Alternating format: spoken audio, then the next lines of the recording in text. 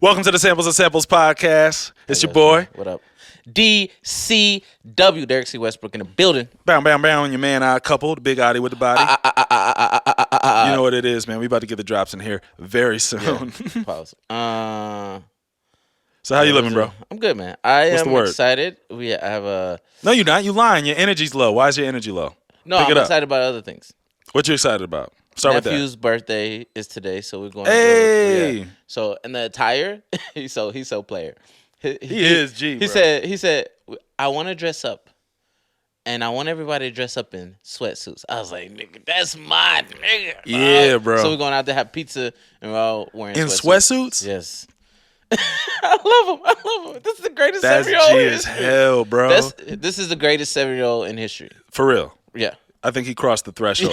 With that? He said, I want y'all to be calm. I want y'all to be comfortable. I don't even want y'all to spend a lot of money. We can go to get some pizza. I ain't even tripping I like was that. like, oh my gosh. Nigga. And it's right next door to Printers Row, which is like one of my favorite wine Yeah, bro. shops. So you go kick it down there, you know what I mean? Get a couple bottles, probably get some free shit, somebody's birthday, you know what I mean? Pop out. Yeah. And he got the audacity, the unmitigated gall to have a birthday on a Friday. That's a real G. I love it. Y'all gonna turn up with me. Yeah. we finna have some fun. Exactly. I love that and shit, the best bro. thing about your nephew's birthday is you can turn up and then you don't have to put him to bed. Bro, talk about it. That is, I love that. My nephew's birthday is 9 days before mine. yeah.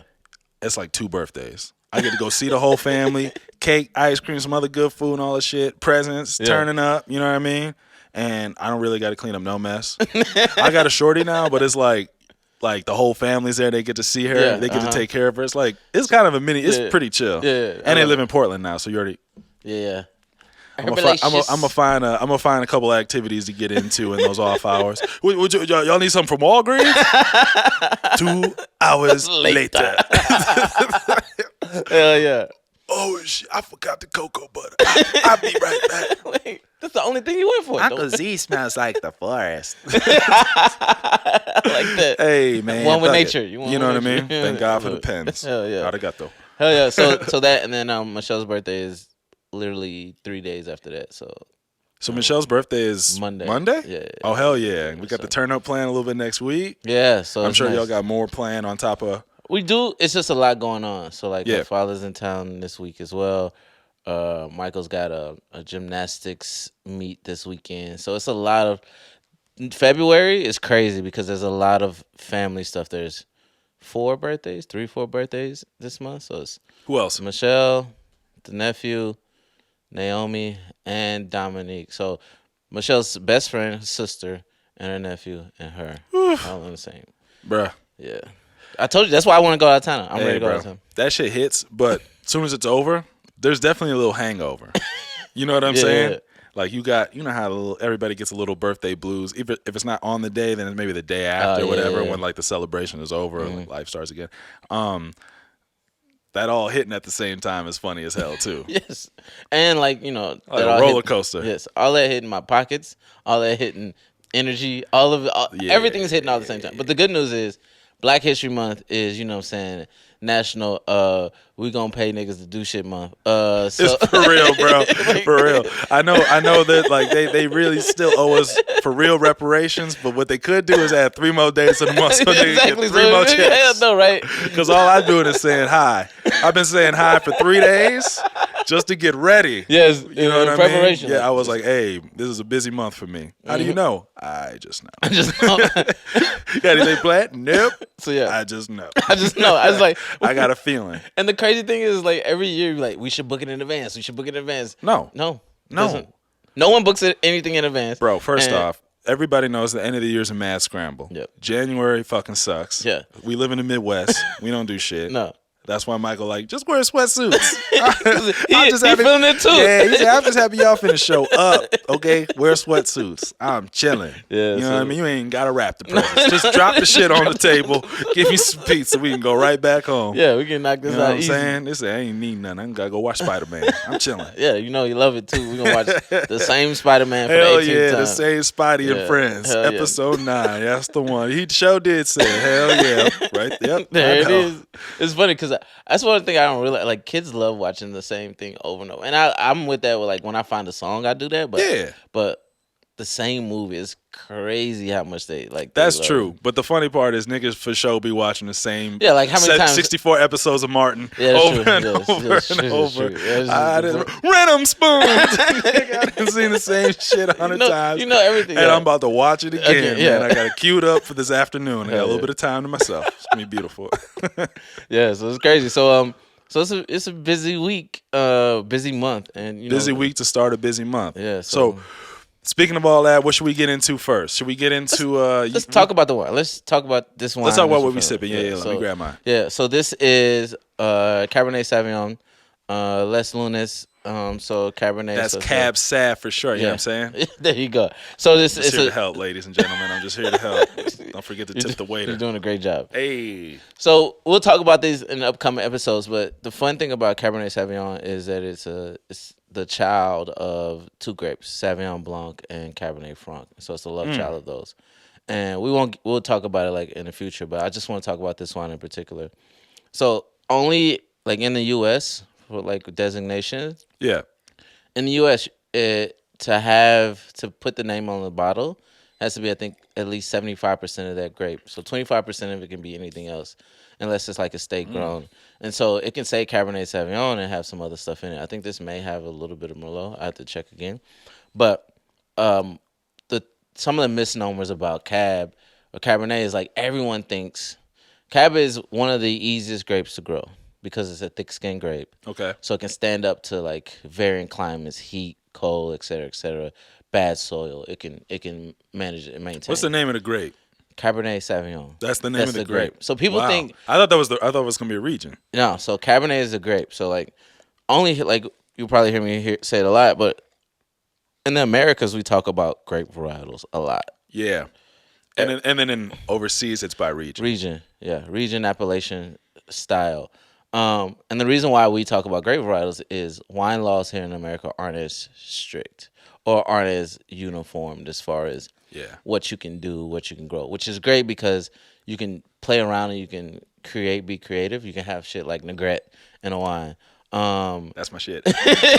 Also, I bet like back in the day, it like overseas everything's older, right? So back in the day, you had to break things up more by region because that's how everything was governed. Yeah, like, everything was broken up by region. And in a lot of places like we talked about in the past, like Italy, the wine trade in Italy dictated the state lines. And so like when we talk about wine being a primary number one means of commerce, then that dictates laws. Whereas here we had prohibition. So you had a whole period of time where they was stopping people from, you know what I'm saying, utilizing alcohol, period. So then once you say, oh, so you lose all of that kind of knowledge base, you lose all of that kind of ingenuity, you lose a lot of like thoughtfulness and production and creation and what wine is, what beverage is. Yeah. So like in the US we had that kind of that gap, like that thought gap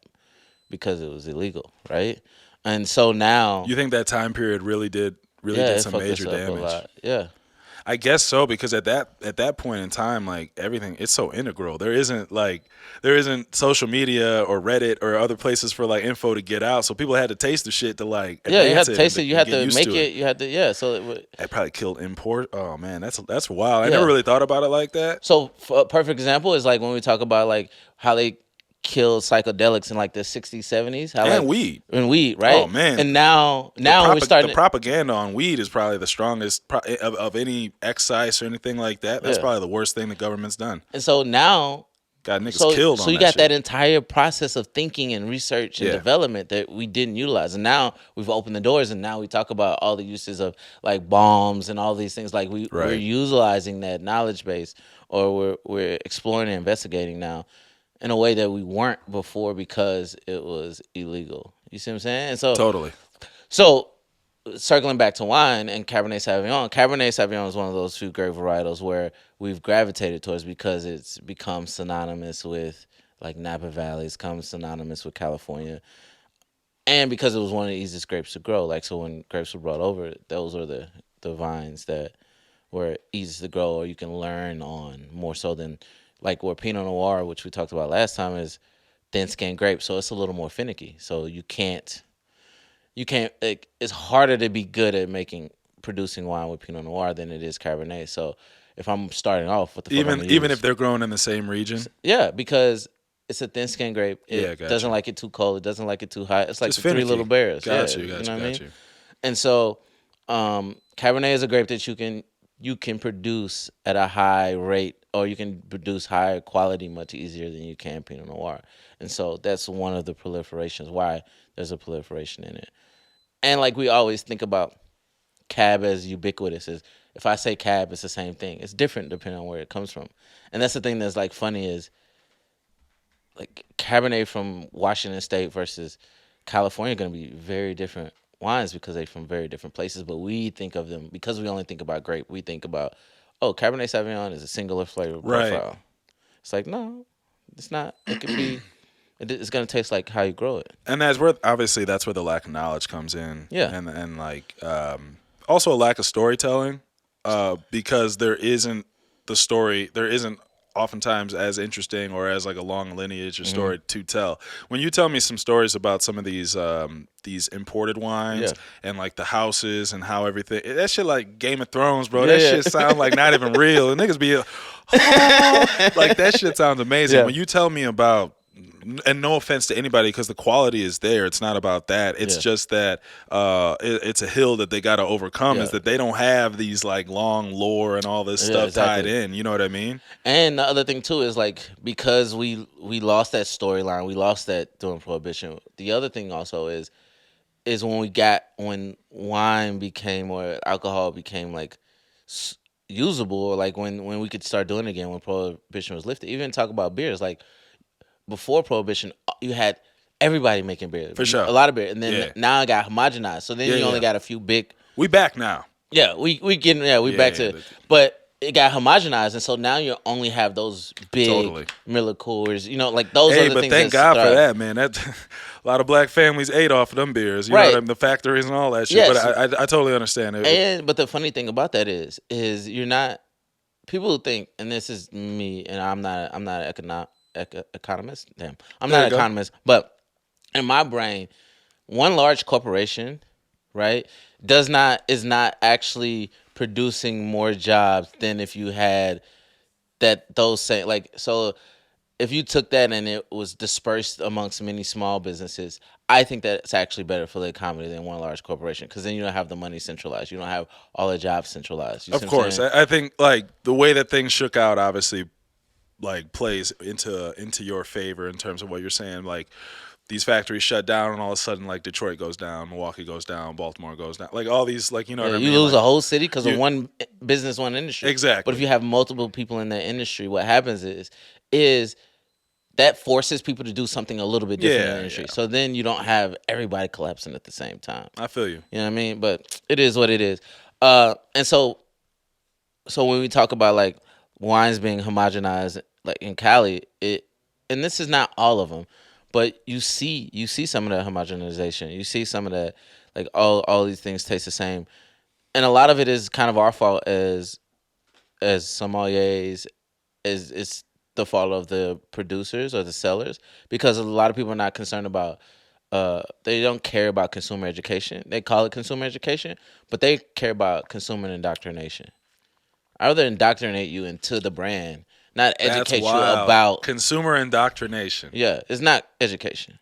Because if we actually cared about teaching consumers about wine, then we wouldn't just people wouldn't just be like, "Oh, I want a cab," and not have any understanding that doesn't actually. What's an example of indoctrination that you've seen or experienced? You know what I mean? Like, I'm trying to think. Like who? It's like saying. I guess it's the market, like anything that's marketing, talking about, they do cab, even the way the laws are written, even the fact that like the grape is the main thing on the bottle, and then you know nothing about where it comes from or how, like the fact that you don't talk about where you grew the grapes or the making process. All you do is talk about this is a great wine. But what makes it good, right? Like are we? And like some people are like, but that's snooty and snobby. It's like it's not snobby to want information.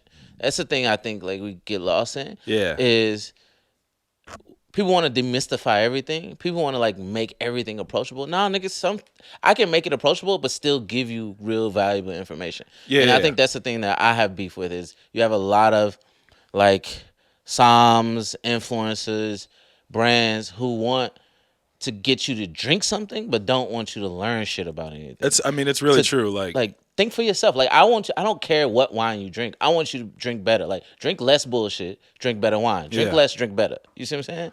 what do you think? So when you're talking about that, it makes me think of like, I got a kid now, right? So Yeah. I'm getting older, and my mom's going through a bunch of health shit and family, all kinds of stuff. So I'm starting to read the labels. You know what I'm saying? I got to see what's in this shit because I'm giving it to my kid. Right. I also got to watch this. I got to watch that. You know what I mean? So I'm paying a lot more attention to the labels on stuff. And then I get, we get wines from some brands who are really Super detailed. yeah, about- super detailed and upfront, and like pride themselves on being educational versus Yeah. indoctrination. And so like they present everything that's on the back of everything that's in the wine on Yeah. the back of the label, just like it's a can of whatever yeah, from like the grocery store. like that's what people. Like the contained sulfites is bullshit. The fucking Surgeon General warning, we know, like it's alcohol. Like it's half the label on these bottles be like fucking dumb shit. Like, but it's some live shit. But they still got to put all the things that matter still have to go on the label, and they don't. But they don't. It's not in there. Like it's mega purple that some people using for sure. Then you don't even know what grapes they using. Shit, they can. Oh yeah, be, in the wine space. I'm talking about in the food space. They still yeah. make You you got put, it. There's certain things that have to go on there. Then there's a bunch of bullshit that they put on there, and that throws people off and makes Right. it all natural. Whatever the hell that means, it still means this could be some bullshit. Like Hell this could yeah. be the worst part of whatever. But when it comes to wine, there isn't even the basic. Doesn't feel like there's any basic requirement on what has to go on the label. There are some basic. I mean, there's like I think if I remember, there's like 5 things. You have to have the Surgeon General warning. Okay, Contain sulfites. but you say you say this is bullshit. Yeah, but I'm telling you the 5 things. okay. that So they tell me the bullshit. I'm gonna tell you what the I want bullshit to is. know. So there's 5 things that every wine label has to have. So you need This your ACT class, bro. Go ahead. Surgeon General warning. You need alcohol percentage. You need contained sulfites. You need a shipping, like you need an address. An address, But yeah. the address can be where the wine is stored. So it can be just a fucking warehouse. And I think you need it's either like a name, like you need you need the name or like the grape something. I think there's like another like something on top that you need. But I know it's the amount, so the size, so like 750. Right. I think that's it. So the amount of alcohol that's in there. Like so the- like yeah, I So gotcha. like 750 Volume. Volume. So There you it need is. volume, a Surgeon General warning. But you need the alcohol percentage. Yeah. Alcohol percentage. The shipping address. Alcohol percentage. Surgeon General warning. Alcohol percentage. Damn.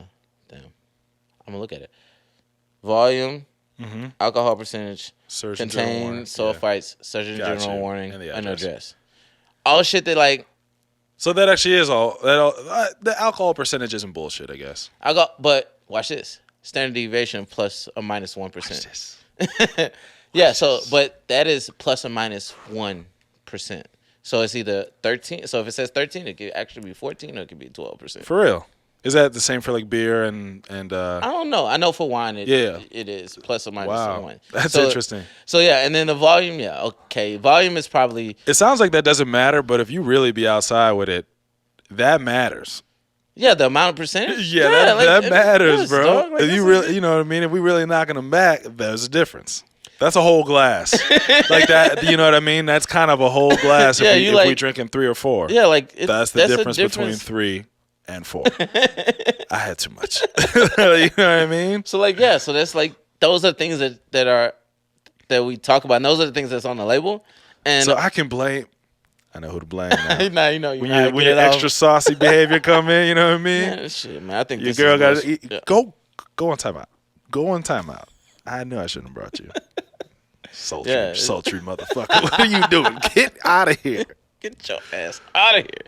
So yeah, so I be really annoyed with that shit sometimes about like how we look at labels and then the way we talk about wine because it's our fault. It's the Somm's fault. That's we want to funny. sell shit. As like, a musician, I'd be annoyed at how we look at labels too. Different conversation later in the pod. Yeah, we getting like, there. That's speaking called foreshadowing in the business. You know what I'm saying? Number one podcast out in the streets, motherfucker. in the streets. Goggles. So yeah, so like that's how I be feeling it. So and it's not consumers' fault. It's literally our fault. But our meaning people in the industry, people in the industry, because we don't want to tell the truth. Do you consider yourself the industry? I mean, I am. You're a person in the industry. Do you consider yourself like the industry? You know what I'm saying? Yeah. Does that make sense? That might be the same shit. I don't know. You know, I smoked before this. and every day. Yeah, I don't know. Like, I don't know if there's a distinct. I do like have a disdain for like how you are for the record. You are in the industry. I'm definitely in the industry, and you are industry. And I am industry, but I do have a disdain for the thing that I'm in a lot of times, and as love do it. Most people. Yeah, as do most people who like, are in the industry and industry. Yeah, it's like man, like why are we playing this fucking game, bro? Like why we gotta do this shit? But it's the game. You're too visible to act like you're not industry. I know I'm industry. I don't. Yeah, you are. I never deny that. Yeah, good. Because I will call you out and call you a fucking liar.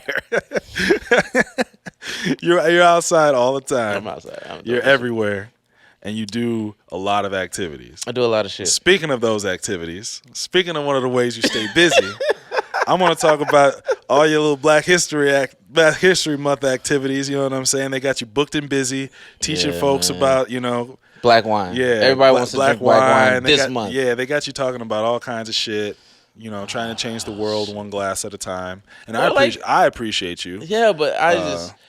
You know what's funny is? Tell me why you're the modern day Martin Luther. Why you're the Martin Luther King of the wine space. Hell no, we're not doing that. Tell me, please. No, I'm Booker T. Washington. Yeah. You're Booker T. Washington.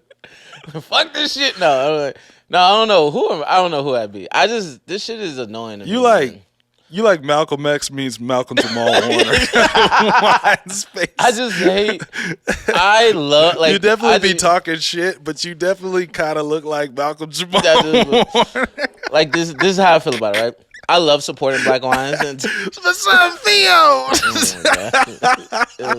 This is never airing. We can't even. This is the wrong. Oh shit. Ooh, Jesus save me. Please say oh this. My God. Anyway, bro. I got an actual point to make.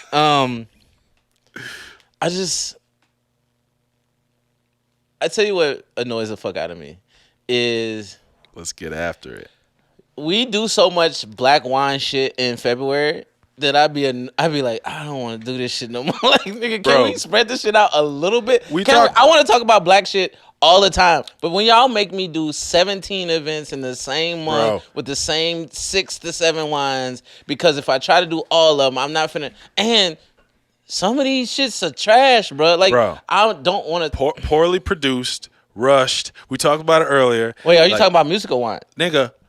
Whatever it is, when you attach Black History Month to it, for some reason, this shit always it feel forced.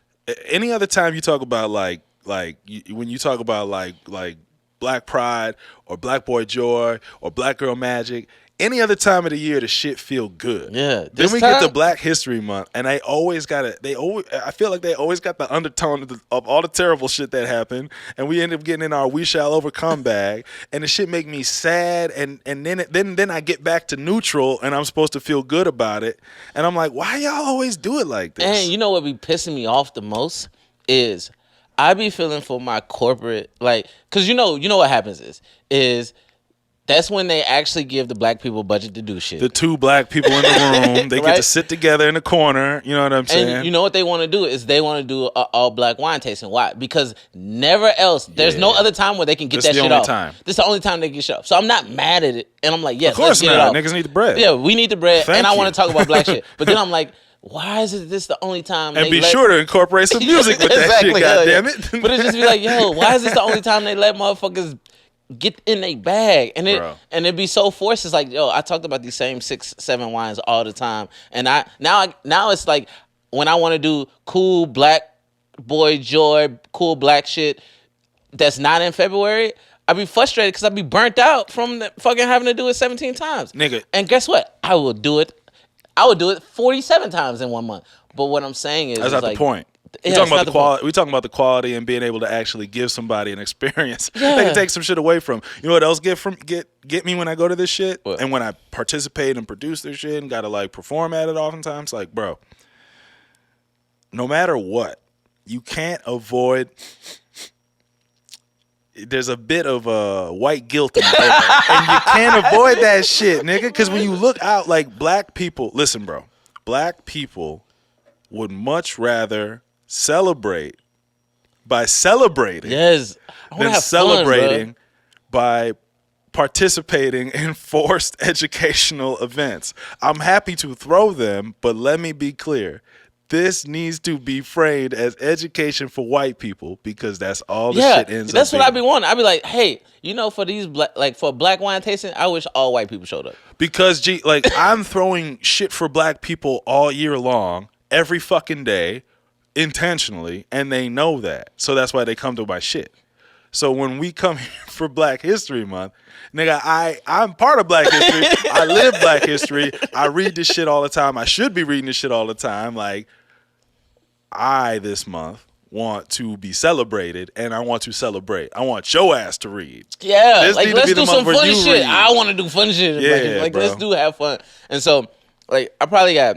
And it's a leap year. You got an extra day. Get down and get down. Goddamn, what y'all talking about, man? So, but I ain't gonna lie. So I'm excited about like being busy this month, getting my name For out, sure. and It's a talking double-edged about- sword. Yeah, it's like, do I not want to do it? No, I want to do it. Of but, course. Yo, can we like? Black entrepreneurs during Black History Month is probably how Santa Claus is at the mall feel in December. You know what I'm saying? I'm happy I got work. But god damn, I'm sick of y'all fucking kids. You get a Michael Jordan meme? Fuck them kids. Man, get this little nappy head bastard off my goddamn lap. it's like yo, Bathe with your children to make sure they do it right. And the crazy thing is, like, I'm thankful for, but nigga, like, can we do something different? Please, bro. No, I feel you, bro. It feels that way. Like, it feels that way oftentimes. It's again just like my bookings as a DJ go up at the most random fucking places: coffee shop, the museum, fucking train station. You know what I'm saying? Like, yeah, we just had an idea this month. We really wanted to embrace Black History Month. I'm like, oh, okay. So somebody called y'all out. Yep. And you're like, you gotta know get what? one. You gotta get one off. This is our chance. And it'd be like, here's the other thing too. This is our chance to prove we not racist. We just only have 3 black people who work here by accident. You know what's crazy is I want to be like, you know what I want to start doing is like, hey, I will book this, but you have to guarantee to do once a quarter. You have to do at least 2 more. Like, or, all right, so we're going to do February. Yeah. And then we're going to do in 6 months from now. Like we got like. Oh, you're proposing Black History Year. or I've heard this theory before. You're proposing Black History like Year of the Dragon, but Black History Year. Yeah. I don't know. I'm scared to see what they're calling Year of the it. Dragon, but it's just Cisco. It's just a picture of Cisco. Like, my fault, y'all.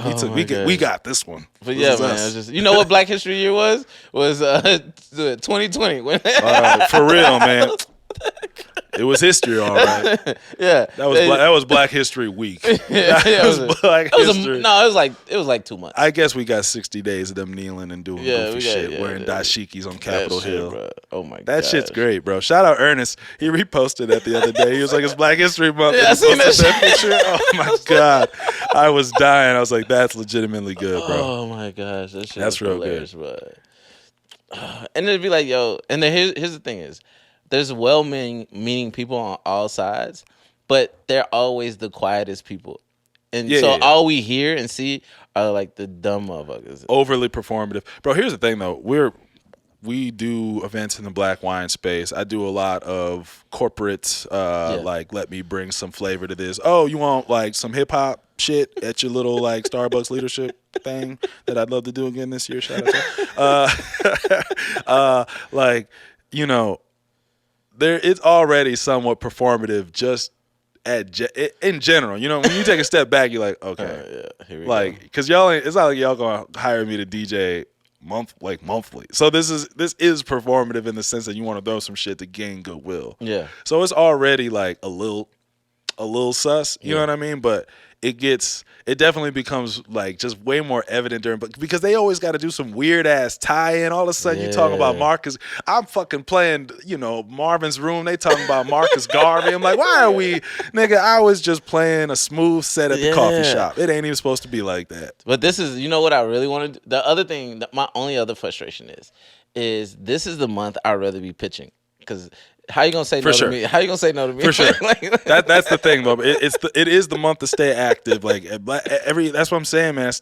Every black entrepreneur, like I feel like we be like the Santas at the mall. Like we stay booked and busy, and like this is a big month. Like if you treat it right, but at the same time, like god damn, you be overworked, and to an extent, like. You feel used. You know what I mean? Like you feel a bit like overexposed because like it is so often like with another agenda beyond just wanting to collaborate with you. Yep. You know what I mean? It may be there are a lot of those opportunities where you do collaborate with somebody and you're like, all right, bet like this is going to be the start of something dope. And there's other times where you're like, this is quite clearly the Black History Month booking, and I'm happy to get a bag. You know what I mean? And the thing that annoys me, but I'm also like. No, the okie doke, and it's a little. And also like the thing that's like frustrating too, and is so for instance, like this month is Black History Month, next month is Women's History Month, right? So we have to like, as a capitalist, you gotta center women, but it's like as me, I'm like, yes, I'm gonna do it this month, but I don't want to. Just do it this month, or I don't want to have to do it this month and then say fuck it to the rest of the months. Like I want to do shit. Like I want to support and highlight dope women in the industry whenever I want to. But there's so many motherfuckers out here who never do it. So it's like, oh well, you got to do it this month. If you're not doing this month, you ain't really about it. It's like that's how I feel. How they do black, like how I feel about Black History Month. It's like I bet, but I am more happy to do the booking in September. Like, for facts. You know what I'm saying? Let me advance the conversation a little bit by this. What are the tastings and the events? What are the difference between them every other month and during Black History Month? Like everybody wants they want to do black wines. So does it feel like any other month? It feels like a positive. This month it just feels forced. Yeah, and it's like okay, well, I can do all black wines. So, but you don't care what wine, you just want it to You just want any black wine. Black. Yeah, it feels kind of token shit. Yeah, it's like... But give me 5 tokens. Sit them on the panel. Yeah. I don't give a fuck what they talk about. What? Type shit. Like that shit, right, that shit don't work. All right, I'll do it. Yeah. But then like, so for instance, the thing I really wanted to do this month that I thought would be fun, but I had to kind of scrap was I want to do Usher Appreciation Love Child. Right. Because we talked about this. Usher's doing the Super Bowl this month. It's a big time for the man, right? And Love Child is great because like Confessions, and so Cabernet Sauvignon is the love child of Sauvignon Blanc and Cabernet Franc. So I wanted to do a month talking about like Cabernet Franc, Sauvignon Blanc.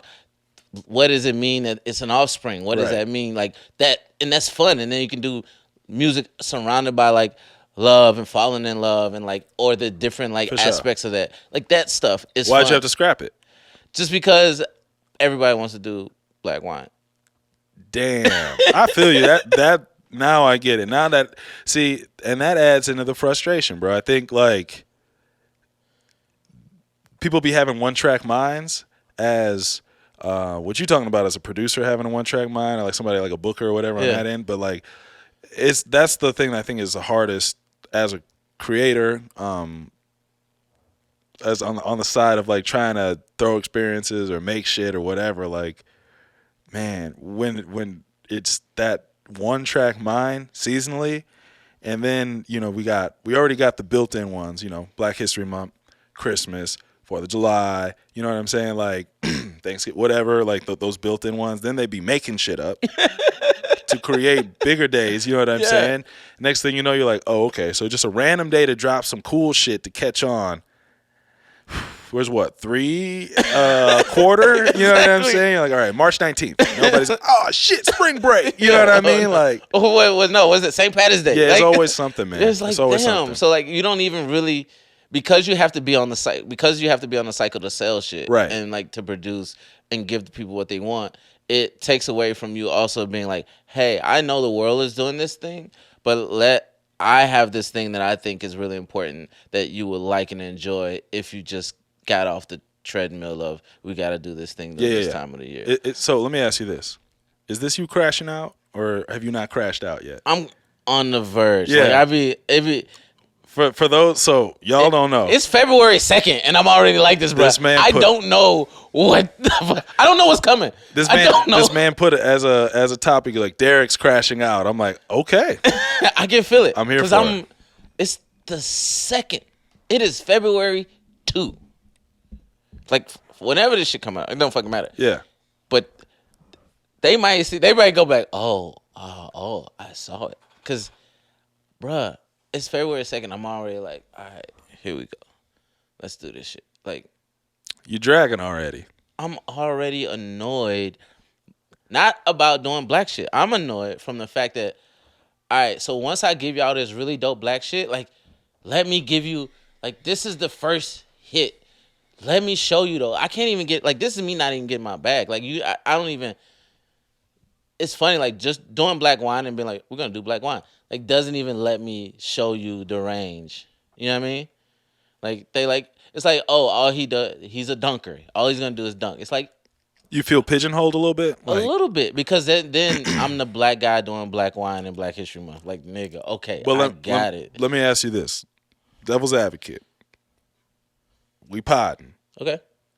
Don't you ask for this the other 11 months of the year by positioning yourself as a black sommelier?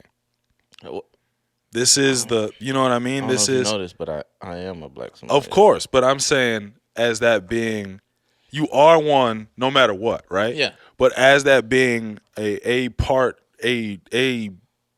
of your identity, a major part of your identity, the identity and branding. Doesn't that position you for this month? You have to. You almost as you being. I gotta do it. You yes. have to do this. And you know what I mean. The doing it is. But not I think that's probably where it becomes a little bit. It's not even the doing it. It's the all right. We're gonna do this, and now it's one-offs. Yeah. It's all these fucking one-offs. And people be like, well, so the issue turn it into another one. It's so like, the issue isn't with the events themselves. No, the issue like is with not being able to advance it beyond. They don't give motherfuckers budget to do shit. Yeah. Companies are, I got budget for you to do this. And then it's this one-off, and it's great, and they patting themselves on the back. And it's like, your budget face is crazy. I got budget. And they be stiffing these they be giving them trash ass budgets. Like, and it's not even like my girl when she asked me to take the trash out. I do everything else. And it's like, dog. It's like, they like, why are they giving? Like, why are they doing this? Like, why they first they gonna tell give you to their ass to kiss while they ask you to do something. You're like, man, bitch, if you don't get your ass to the kiss. And so like the producers, the people who like in charge of booking this shit, I be feeling bad for them, bro. I bend over backwards for them because I understand what they going through. Like Whoa. To be. keep going. Oh I'm too silly. But for real, like I'll move heaven and earth to do an event for somebody if they want to do it on Black History Month. Because I understand that. Like, they probably don't get a lot of budget, and when they do, they blowing it on me. So, like, I appreciate that, but it's also like, why?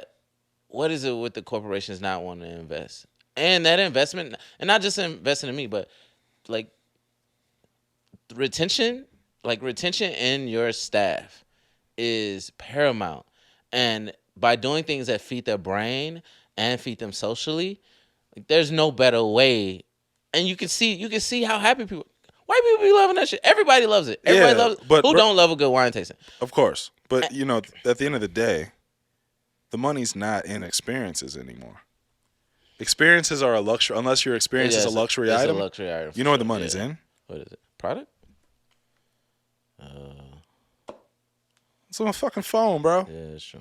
Followers, data, clicks, engagement, views, IG, YouTube, TikTok.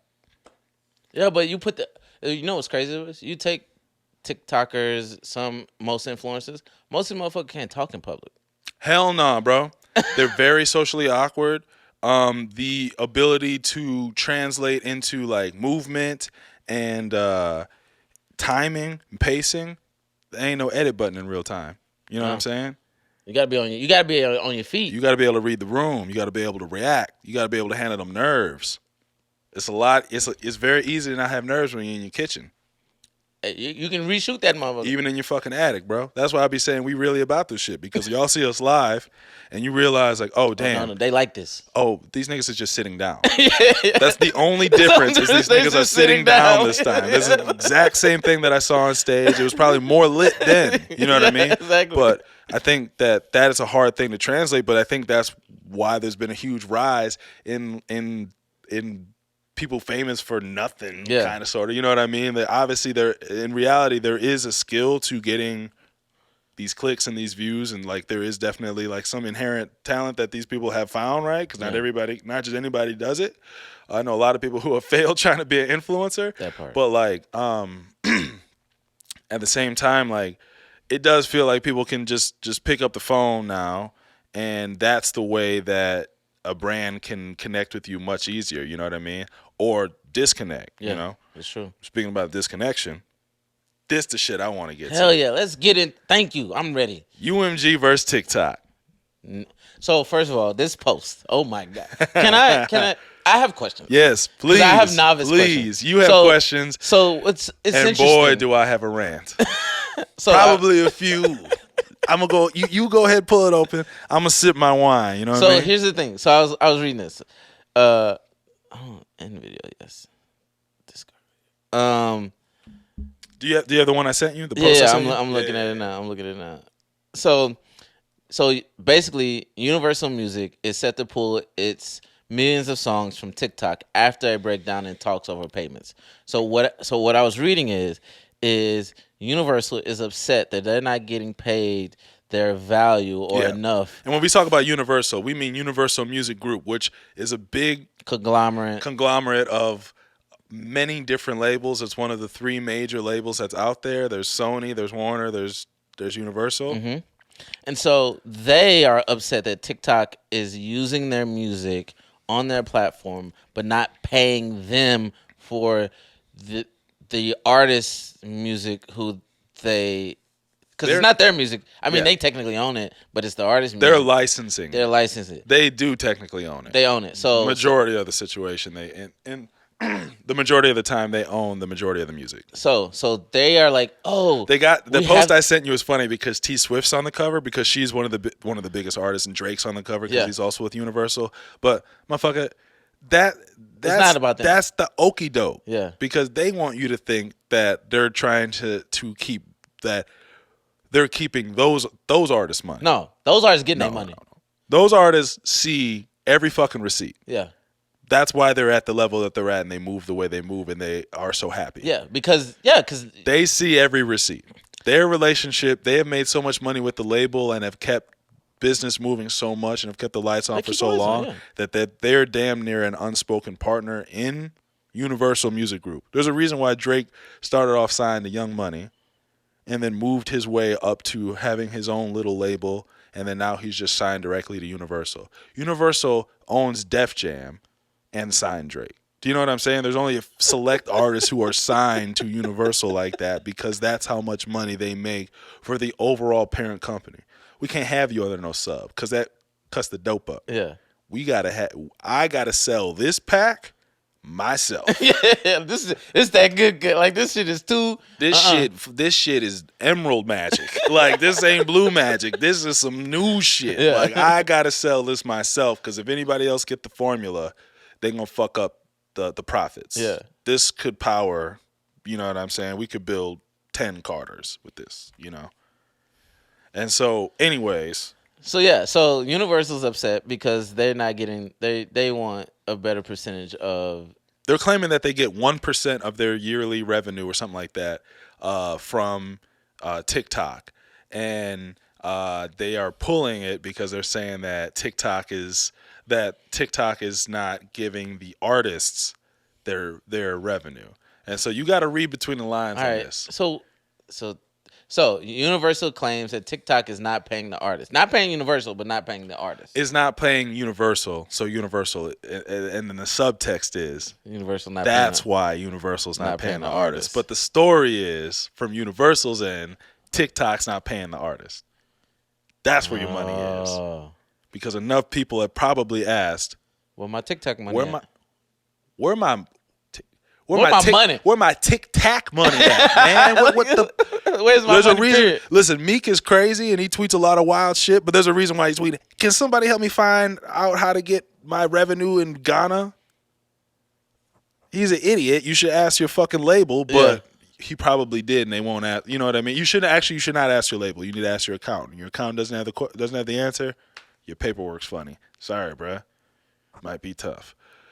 You know what I mean? That's a very real likelihood. Shit. Meek is ultra powerful and super successful and got a lot of shit going on, so he probably will be able to figure out. And some point who he been sitting around. Yeah. Billionaires who've been like the question. Giving them game, the question is going to be answered this way: you need to stop tweeting. You need to put out more music. You need to put out the type of music they're asking you to put out, and it needs to be successful. Then in 5 to 6 years, we'll tell you where your money is at. Damn.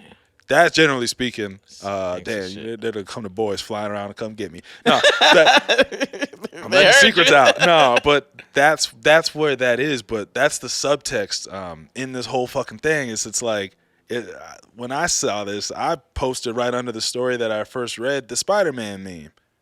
It's UMG point at TikTok and TikTok point at UMG because TikTok's response is, we are sorry that, UMG wants to pull their music from a platform that allows for free creators and creators to create. And yes, it's true. You do get to create for free. You do get to post your videos for free. You get to use people's music for free. Spotify, like a lot of people have a real issue with the Spotify splits. Yeah. That's because you pay $10 a month to listen to whatever you want. At least that $10 a month from every single person is getting broken up somehow. Yeah. There's at least a number, a fixated number to look at and be like, that's where the revenue's coming from.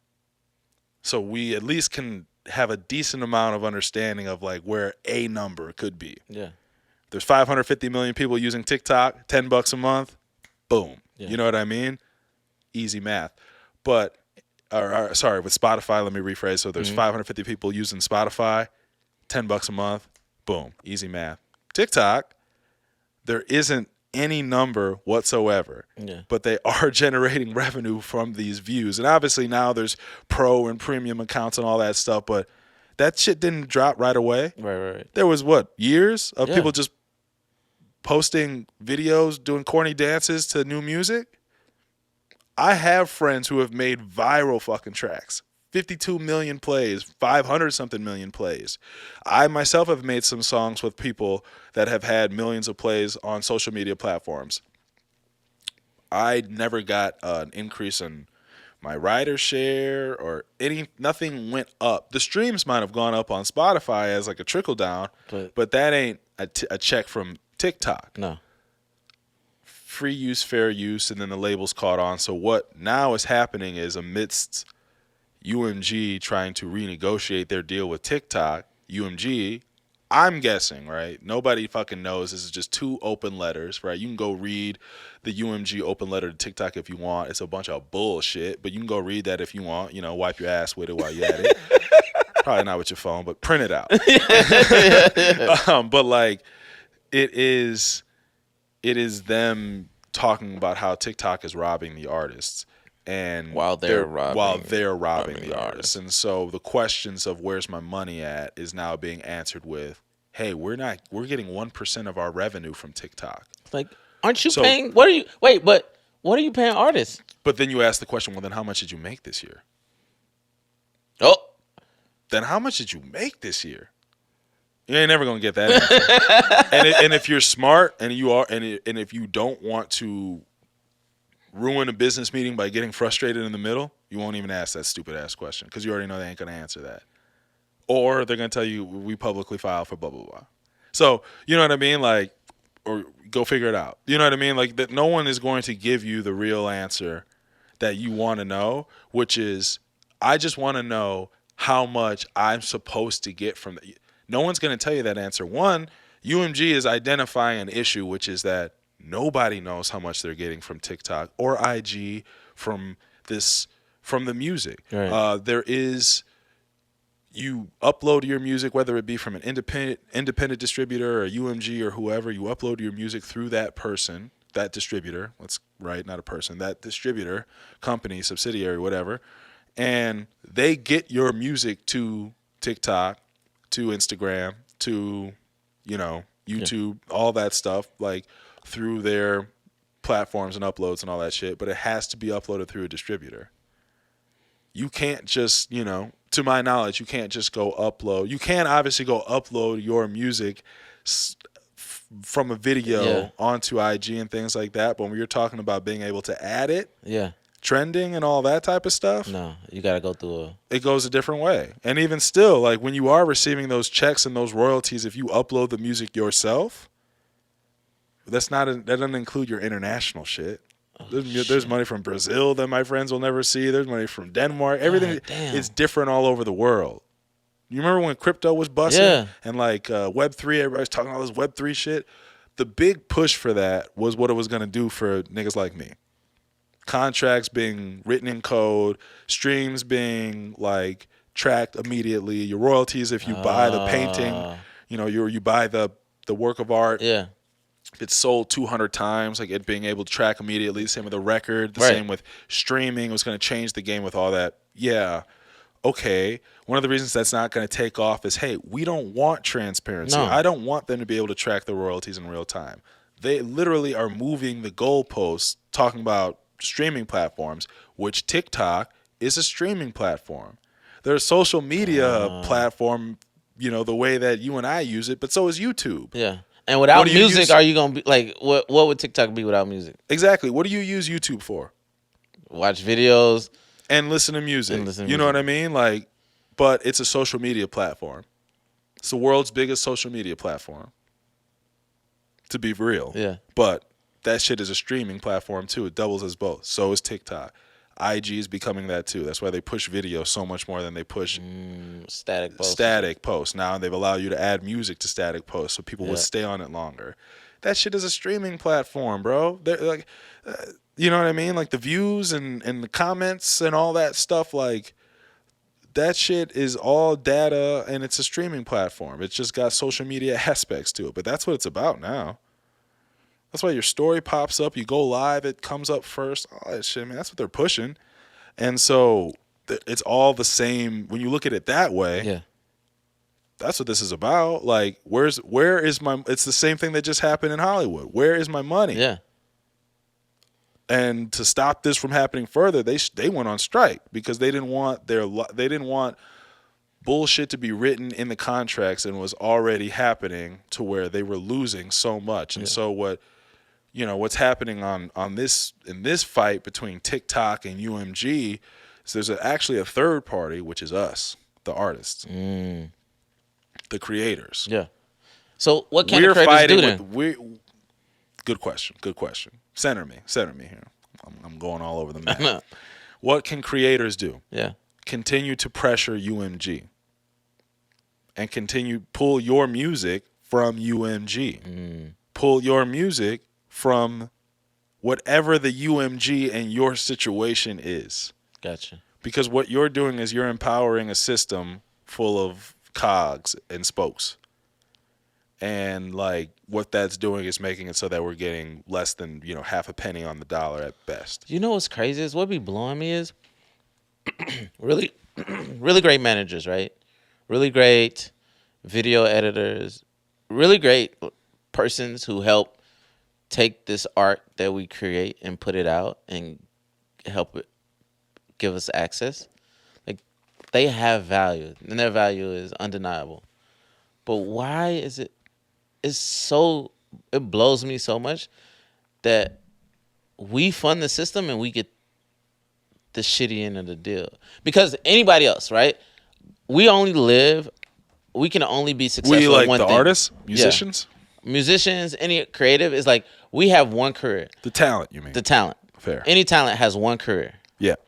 And if we fuck up, that's our only shot. Whereas if a label, management, whoever fucks up your career, they can start over. They can go find another creative. Right. You know what I mean? And they're so used to and they're so used to selling shitty ass creativity that society will just like accept anything. It's like, oh, well, they can't sing, but it's okay. We can put enough makeup and visuals around it to make it interesting enough because they don't actually care about art. Like I feel like I don't know. I just feel like the only people who actually care about the art are the creatives. Yeah, no, you answered it right there. That's it. The creatives and true fans of the art form. Yeah. Right? Like a lot of people like turn art into a commodity, which is fine. That helps us pay our bills, and that's really important. But that obviously takes away like the storytelling and the lineage, the lore and shit that we're talking about like earlier with wine. So I think what is really telling about this whole situation is what UMG is doing with TikTok is what we need to be doing with UMG. Both UMG and TikTok and anybody else who we don't feel is giving us equitable share. And that's why there's so when you talk about pulling your music from UMG, or just opting for young artists out there or people whose deals are up or just anybody who's looking to like, has an opportunity to make a splash in the music business. Let me get this shit straight. Anybody else who's got a chance to make a big splash in the music business or whatever, like you're being approached to sign deals and shit like that. One, like the goal ultimately should always be for us to figure out how to fucking unionize. So like anything that kind of aligns with that type of mentality is probably best for business. Not just for like, oh, the ecosystem and let me do this for my brother and people coming after me. Yeah. All that do-gooder shit is fantastic, but my nigga, we talking about for your actual livelihood as an artist, longevity. You're gonna need to be able to have flexibility, and what like the deal with the UMG, it's very fucking rigid. And what is happening right now with TikTok shows you how rigid these situations are. We're getting 1% of our revenue. We want a better split off of what you're making from the streams. The 1% of the revenue that we're making, we're probably giving 20 in the most idealistic situation to our artists. It's not even like that for everybody, but let's say it's 20% of the 1%. You know what I'm saying? Right. Which is still fuck shit. There's a quid pro quo that's how much money TikTok is making off the shit that UMG just won't ask about other shit, but now they are. And it's getting weird. Mm-hmm. They're asking about the rest of the money. You know what I mean? They're asking the age-old question. If I'm getting this, how much you getting? It's a question everybody asks. Yes. It's how every fucking mutiny starts. It's how every nigga fucks up a good thing. It's how, you know what I mean? Yeah. Or how everybody breaks out of a bad situation. Yeah. However you look at it, however you handle it. So like that's what's happening. So like as a young artist or an artist in a spot to make some noise, wherever you are in your career, like an artist I'm super close to, they're getting out of their situation right now, and like we're in we got some music coming out together, and they're in like a sunset clause situation, and like, we're figuring out how to get around from that, because we're understanding that, a lot of times these situations with a bigger label or a bigger company on the music side as an artist, it's a springboard to do our own shit, right? You're seeing that with a lot of other black creatives and other platforms, the Issa Raes, Tyler Perry, like, start some dope shit, have somebody see it. Yeah, I'll work with you. In my mind, no matter what the splits are, for like, make sure that, the paperwork's on the up and up. This is a licensing deal. Yep. I'm going to bring my sauce and clout and shit over here, gas it up, with the idea of I have to go create something for myself. Why? Because I want to see what's coming in and coming out. Yeah. And that's what we're seeing. UMG, one of the things I've been thinking about for a couple of days, nigga, they going to start their own social media platform. They going to start their own. Because one of the reasons they probably wanted more than the 1% is we'll put some money in. No, you can't do that. Why not? How much are y'all really fucking making, bro? Like, you know what I'm saying? Like, exactly. Because that's what it is. UMG, one of the reasons Spotify splits are so fucked and always will be is because those three major labels that I mentioned earlier, they invested into Spotify back in 2015, 16, 17. When the big migration all of a sudden, YFN so-and-so just popped up out of nowhere, on they're Spotify. Incentivized not to. They don't care because they're not making money. They're making money on the front end, so they don't care on the back end. I mean, they want this money, but they'll pull it if you're not going to play ball. Play ball means cut us in. For real. I want to see the receipts. You ain't gonna treat us like these fucking artists. You ain't gonna treat us like how we treat them. So UMG is probably, I mean, you know what I mean? I don't know the direct splits, but TikTok is also paying people who just upload shit, creators, blah, blah, blah. Like, you know, I don't know their revenue share. And the documentary will come out at some point. We'll be able to all catch it up because, you know, niggas don't read. Yeah. But I kid. It's Black History Month. You know, I'm a salute. Had something from a nigga put it in the book. Hey, man. But the problem with that is niggas don't buy books. Like, niggas will read, but you got to give it to us. I didn't start buying books till last year. Every other book I read was either given to me or it came with the curriculum. You know what I'm saying? Like, that's crazy. That's how it went. I ain't gonna lie. Like, I was buying, so first of all, I got my money back in the story, but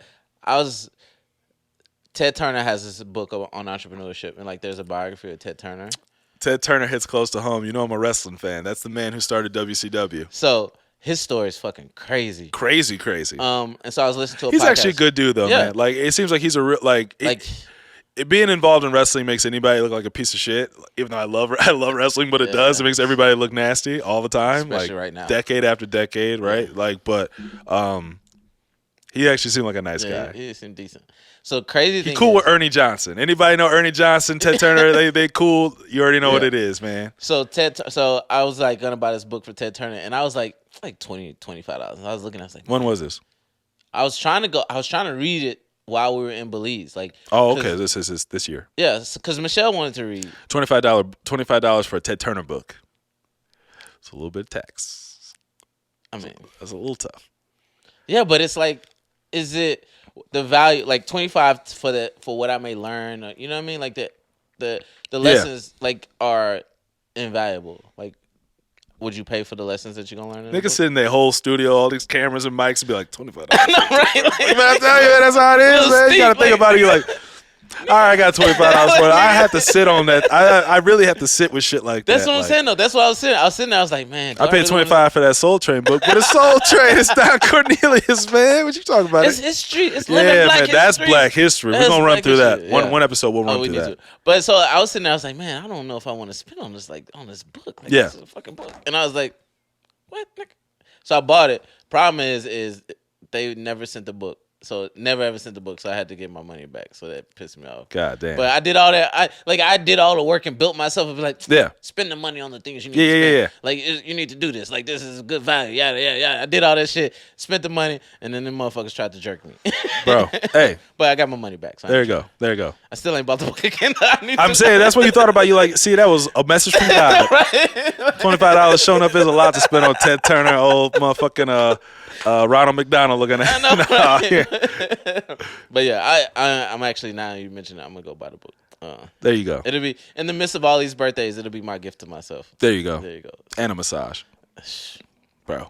Yes, I got one lined up for next Monday. I'm very excited about that. Hey man, need one bad, bro. When's the last time you had a massage? In Mexico. Nice. New Year's. Yeah, probably. Nice. Yeah, it's necessary. Oh, you've had one more recently now. I used to go a lot more often, but there's this new spot that I found. I haven't been yet, but I'm excited to go. It's a black-owned spot, and they were telling me about I forgot the name, but I'm excited to go there, and because I need that. I love sports massages. Like, I need it to hurt a little bit after. For sure. You know what I mean? Like, no. I mean, I need especially now, like, I've been a lot more active recently. I'm like, I definitely need to be stretched out, and I need to work. Need to work a little bit with the, you know what I mean, in the massage. Got to put me to work a little bit. Yeah, stretch you out. Hey man, fuck it. If we talking massage, man, what are we saying? There's no way you can. There's no other way I cannot. There's no way I cannot say it. They gotta do what they gotta do. Yeah, they gotta do what they gotta do. Yeah. So, do you want to hear me rant? Do you have more questions about UMG TikTok? You want me to rant more about it? I got plenty. I got plenty in.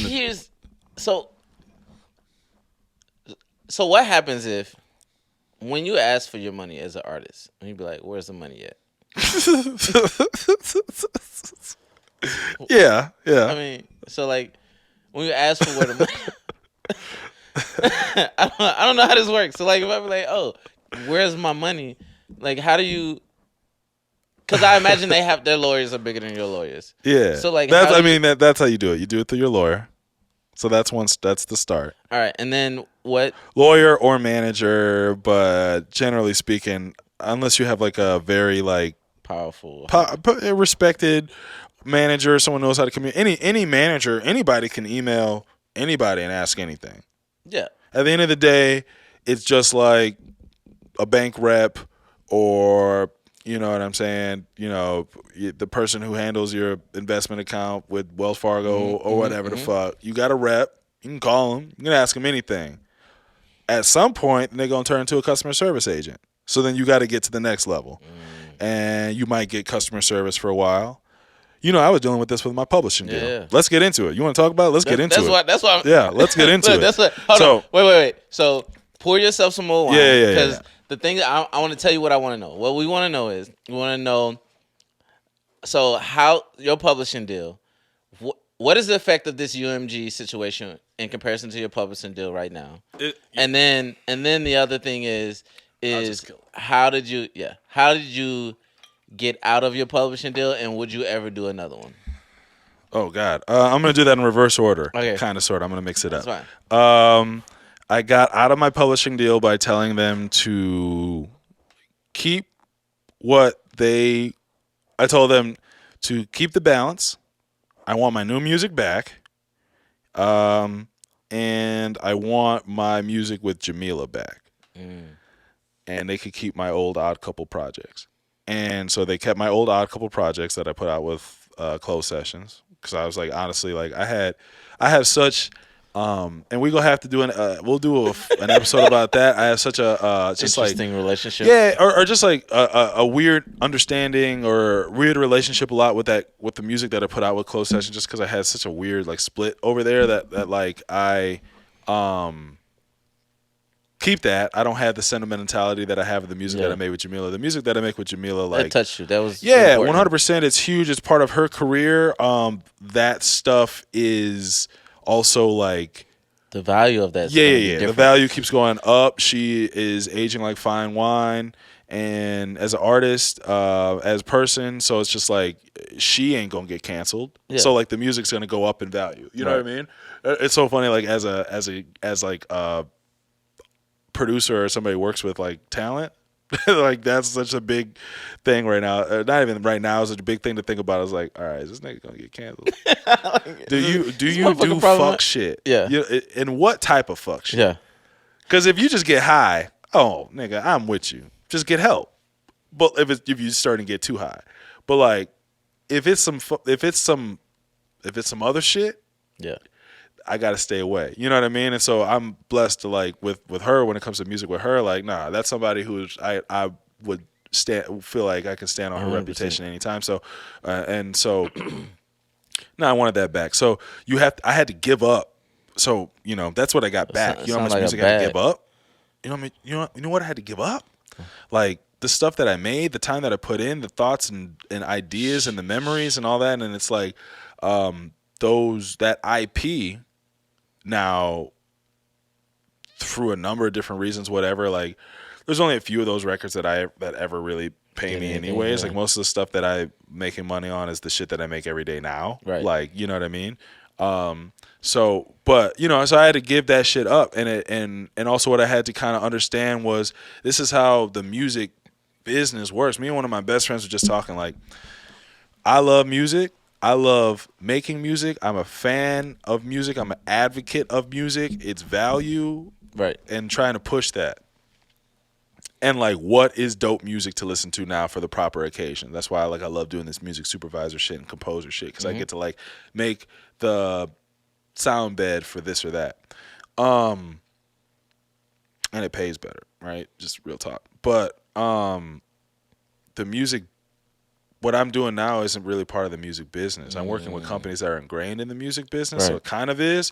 It's a cog in it. Sync and ad and film and composition is definitely a cog in it. But they don't want artists to know about this shit. I didn't learn about this shit till it looked like I wasn't going to make no more music. And the crazy thing about I had to fake niggas out for them to tell me what was going on. I either had to fake niggas out or I had to like find the real ones. And then finally catch them and be like, hey man, you trying to hang out this weekend? We go out this weekend. We go out, have a good time.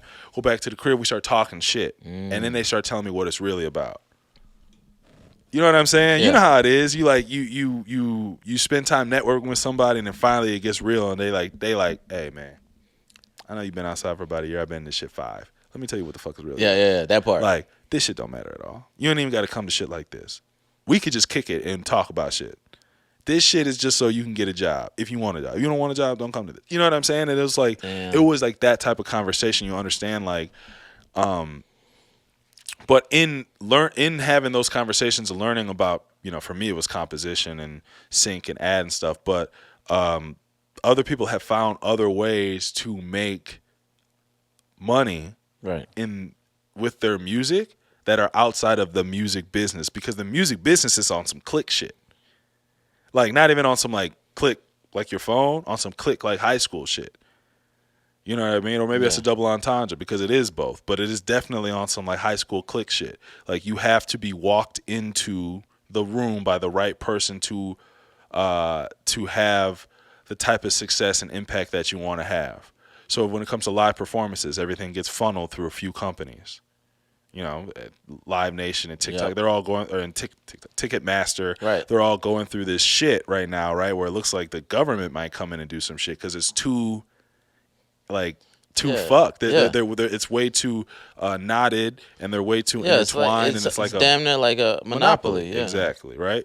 So that's on the live shit, right? Like, merch is still wide open, but because of the deals, a lot of times the labels get a piece of your merch, right? A lot of times you have to sell merch, you have to bundle it with something for it to get sold in your store, because your label set up your store. Oh shit. Like, I was listening to some funny ass shit with Vince Staples, and he's like, yeah, you know what I'm saying? Go check out vincestaples.com/shop, or whatever the fuck the label set up where you get my shit at. Like, go ahead. Like, I get 50 on that. And he was just saying he gets 50% of his merch. And it's like, that's great splits for somebody like Vince Staples, who has a big old Def Jam deal. Yeah. I think at the time he did. But, for an independent artist, you get all of your merch, but you don't get the platform and the gas. Yeah, you know what I mean? And so, like, you can run your own merch store, but a lot of times you don't, because you need the gas. Yeah. So a lot of times that's cut up. We done broken down streaming and how cut up that is. Social media, right? That's another place where you don't really make that much money off social media unless you're an actual person, unless you're a person who really wants to post and be a creator and like, on YouTube, there's creator platforms. People can, but one of the reasons, I'm getting ahead of myself a little bit here, but I just brought up YouTube and how your streamers get paid from YouTube. So you and I dropping this podcast on YouTube. We get a bunch of clicks, we get a bunch of views. Maybe so and so starts sponsoring this. We got to fucking shout out Old Spice deodorant, blah blah blah. Smell like a man, whatever the fuck. You know what I mean? Like, we'll take a check. Like, that's we'd get a bag for that. Musician, I don't get to do that shit. You know how I get money? I get a distribution check from YouTube Music. It's a different platform. One of the reasons they started YouTube Music is because they just had shit flying around on YouTube, and finally the labels are tired of lost money. Oh shit! Why the fuck is Bun B Trill G 4, 5, 6, 7, 8, 9 got 10 million plays on this fucking Pimp C record? No, pull it down. Matter of fact, why don't we just strike a deal? Because we're gonna strike a copyright label and pull all these down. That's another example of what they did. Because they were like, I need to see the money. Instead of pulling their music from YouTube, they just have copyright strikes. UMG, you know what I'm saying? They're like, no. We want to see all the money coming in. We want this to be on above the board, and there is no copyright strike program or no. You're covered and you're protected by some other shit, so we're just gonna pull all the music unless you play ball and essentially make us a partner. Google owns YouTube, so that ain't gonna happen. Yeah. They're not gonna. Nobody's gonna be. But what they're gonna do is play ball and start a new platform, YouTube Music. You know what I'm saying? Yeah. You ever go listen to a song on YouTube? It goes to a different. It asks you if you want to download YouTube Music, or it opens it differently. Shit gets tracked different. Yeah, same reason why they have like YouTube TV, YouTube Music. I have a YouTube account as a creator, and I have a YouTube music thing, which is tracked different, and the music is tracked different, and the streams are tracked different. And I got my own music blocked and copyright stricken from posting it on YouTube on my creator account. I got that blocked by my distributor. That's fucking crazy. Because they don't want we're not splitting the dope. Nope. One pack. And it's like, nigga, it's my dope. I am me. I am me. I say I own this shit. Nope. That's fucking crazy, bro. They own the licensing right. It's weird, right? It's wild. So this is why they're doing it. They're not doing this shit for you or me. No, they don't care. They're not about doing artists. this shit for you as a creator or as a consumer and trying to like make it a better platform where you can like connect with you. No, they're not trying to do this for me as a creator. Where like, I ain't getting the bread. No, we want the money and we need to keep lying to his black ass. So what we need to do is we need to see the receipts. Yeah, well, look, we need to know how to lie to him. We need to know as much information I as don't possible. know. So I don't know what numbers to fudge, dude. How can I fudge the numbers if you won't show me the numbers? I need to see the numbers so I can lie. Come on. And so like that's what's happening. And This shit is crazy. yeah, bro. man. So I'm as somebody who is excited to drop more music this year. Yeah. 2 months.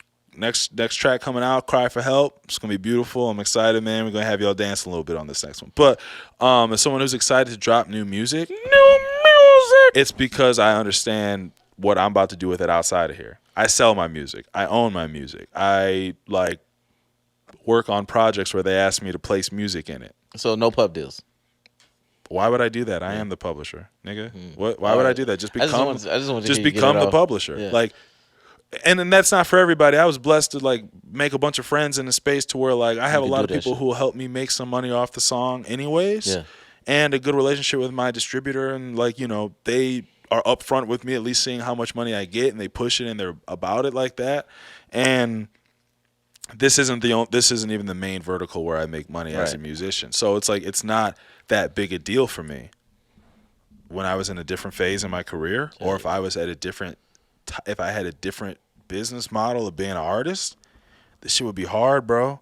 There's people going through real fucking anguish, trouble because this is how they eat, and the numbers just monthly listeners keep dwindling and dwindling and dwindling. But it's not their fault. It's because their distributor doesn't have as much leverage with the playlist or Spotify's changing the algorithm around to keep the top 3 and their subsidiaries at the top. You know what I mean? Like this is still built on that. So that's Spotify. And then you talk about TikTok, and now UMG's pulling this music, and the music gonna go back. But what's gonna happen with that? That means every single UMG artist is gonna be getting pushed to the fucking moon on TikTok. That's your trending shit now. And you know, random Joe Schmo whose song goes viral, my man Armani Blanco or whoever the fuck else whose song goes viral, who's just a nigga from Philly or some kid from Sweden making lo-fi, well, man, your shit gonna get pushed to the bottom. It's still gonna get some love because you have your base of people who fuck with your shit. But it don't work that way. You know how you're gonna have to sell your music now? Become a creator on the platform, put that face on there, and get that $200 check in 6 years because somebody stole your identity. But come on and put that face on here. That's how you're gonna sell it. Those are your 2 ways now. That's as a musician. Those are your 2 ways to make money on social media. So when we went back and talked about the ways that it's working, there's the ways that your ticket money is getting cut up. There's the ways that your merch is getting cut up. There's the ways your streaming is getting destroyed. Yeah. Social media is becoming streaming, but even if we want to look at it different, that's how that's getting cut up. And then the last bit is publishing. And that's what you asked me about. Would I ever get another publishing deal? I mean, I didn't broken down how they move the goalposts on that. So the way that you eat is to maintain as much ownership in those different ways as possible. Stay as independent as possible, as responsible as possible, and then like learning shit. Independence may not mean that you own everything. It may mean that only little pieces are licensed out here and there and there and there and there. So you're the hub. Yeah. You become the hub and the label versus just giving somebody 50% and telling them to cut it up. 50% of all your shit and telling them to cut it up and allocate as they see necessary and then trust them because this is the type of shit that'll happen. Your music will end up getting pulled or you get, you know, fucked in the consequences of somebody else's music getting pulled. Because anybody who ain't Taylor or Drake or anybody like that, anybody who's making major numbers on these platforms, your shit's about to get jerked bad off of this. And the crazy thing is Taylor, Drake, they gonna be fine. They don't care. Of course, they're gonna be fine, and behind the scenes, they're parlaying and pushing for this. Why you think? And this is something I wanted to get to anyways. Oh shit! Why you think Nicki's a superstar? Why you think she tweaking the way she tweaks? She's the only person who acts out the way she acts who's at her level, more or less. Yeah. But the reason she's tweaking, like, she's not snapping at Meg. She going off on the people behind her. Rock Nation, Desi Perez, shit. the motherfuckers putting out the music. Because her, like Taylor, like Drake, like people who other play the game also, but different way, Bieber and Diplo and other motherfuckers who be pushing for shit. And Diplo owns his own shit, but like a lot of people who push for shit and parlay for shit and like perform at this award show or don't. Yeah. You know what I mean? And different things like that. The moves that you hear about, like, they're having the same battles that a Nicki Minaj is happening. The difference is that Nicki keeps it thorough and is also, like, got a lot of other shit going on and like it turns into beef. And she raps. So when you rap, that shit turns into beef. Right. Like, part of Kanye's Drake shit, quickly, if people weren't realizing, turned into his deal with Def Jam and Universal. Oh, shit. You remember that shit? No. Like, you don't remember him going off about his deal with Universal and how there was like there was a whole bunch of drama about his deal with Universal and Def Jam about how he could, like, quote unquote never retire and shit like this. And all that shit, like, really kicked off, like, it's a big reason why he has this issue with Drake, because he used to be Drake in the room. Yeah. Not just out in the club, blah, blah, blah, with them. Yeah. And he's getting what Ye always wanted way faster, which is autonomy, like a subsidiary directly of Universal, getting, like, a lot of treatment and freedom and backing and different things that Ye never got, right? Mostly because of his behavior, but in his eyes, because of some other shit. Yeah. You know what I'm saying? And so that's why, like, there is definitely a battle. When Jay started Tidal and all those artists stood on stage looking like the fucking Avengers, they really do be fighting like that. Yeah. But it may not be as uniform and everybody lining up like that, but that is the idea. That was the beginning of the union that we needed to have. The union being an actual fucking union of musicians and composers or whatever. And the crazy thing is, like, Jay was right though about creating your own. Like, if the artists own the streaming platform. Yeah. And it's a bit disingenuous. I love Jay to death, but like, he is the industry, and he is not going to change the game. He just wants to shift power towards himself. Yeah. Which would definitely make it easier for motherfuckers like me, for sure. There's a direct trickle-down effect I'm not going to ignore, which is why I'm like, well, I'd rather have this than that. Yeah. Or that than this. But, yeah, like, he is a businessman. Yeah. And and then what do? You buy a business, build it up, and sell it. Like, that's for sure. I mean, he learned that from Dame. Like, but that's Dame what, but that's what's going on there, man. That's what's really happening. Is it's not just UMG versus TikTok. It's the artist versus UMG, and then UMG just point the finger right at TikTok. Not us, it's them. It's them, and it's already been their negotiation. But whether the questions. Artists are always asking the questions. So the questions don't come because TikTok and UMG are in negotiations. The questions are coming more vociferously now because they're in those negotiations. And UMG is using this as an opportunity to pacify the artists. Yeah. But no, we're trying. We're working on your behalf. And create, dude, when they eventually put their music back on TikTok, now they're going to get the deal they wanted. Yeah. You're going to give us some percent of the company. Big revenue share. I will say this, though. Big revenue share. TikTok is a Chinese company. They don't need it. They don't need the fucking revenue share. We already we don't need the revenue share. We have enough users and we have enough creators on the platform to where eventually we're not going to need that. You know how many stand-up albums and different YouTube clips and shit are up on here? We may not even need it. Taylor is a big L. Drake's a big L. People like that, they're gonna play ball, but it's never gonna be how it was gonna be with Spotify, where they were gonna pull. The reason Spotify started costing $10 a month, it used to be free. Yeah, I remember that. And then that's how the labels got in. You know what I'm saying? So it was the same deal. It was just a much smaller company, and it was a Swedish company, and this is different. You dealing with a giant that's already back, that is located inside of a giant, and they got a lot of other shit besides just the music. They may not need this, so that's where I'm really interested to see how this shakes out and to see the ripple effect. Because when they go back, which they will, all you got to do is just pay attention to the headlines and see who gets what and who's appointed where and just how things shake out. But I would be hard pressed to say that if UMG is going to go back and have a piece of TikTok, or UMG is going to start their own TikTok.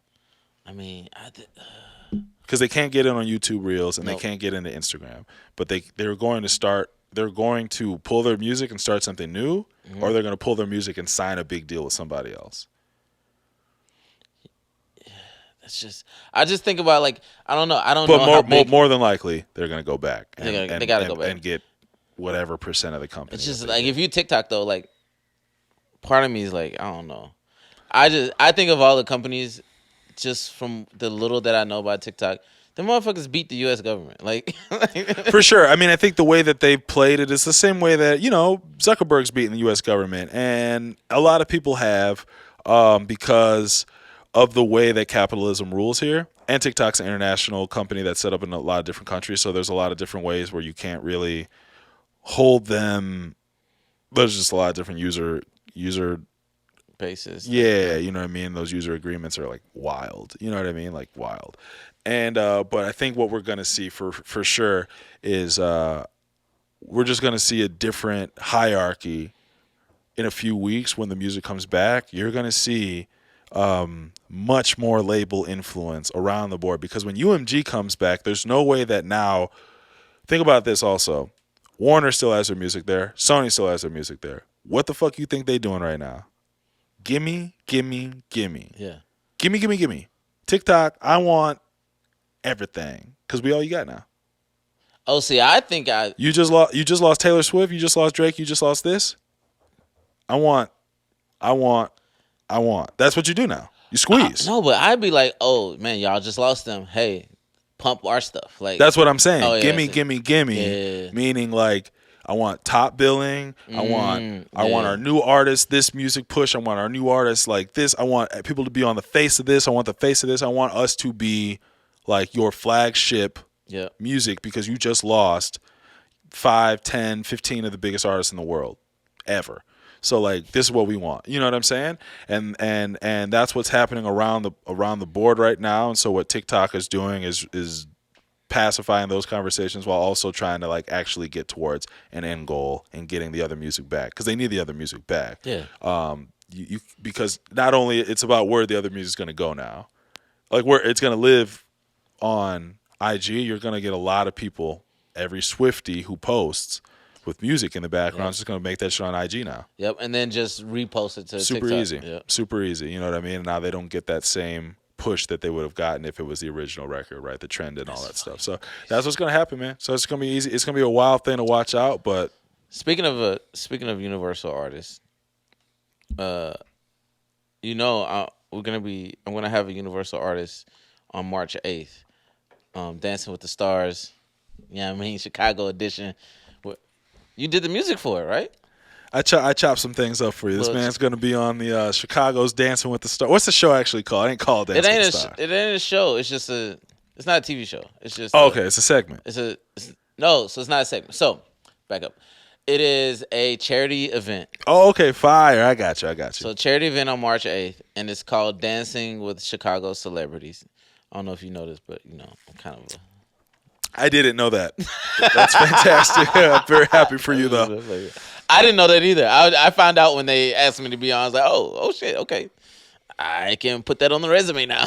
But so is Arthur Murray. So it's going to be you, Sharkula, Cheryl Scott. Who other niggas who just get talked about in the city all the Oh time? my gosh. Somebody from the radio. Yeah. Who else would it be? Tibbs. They got Tibbs. This nigga's got jokes.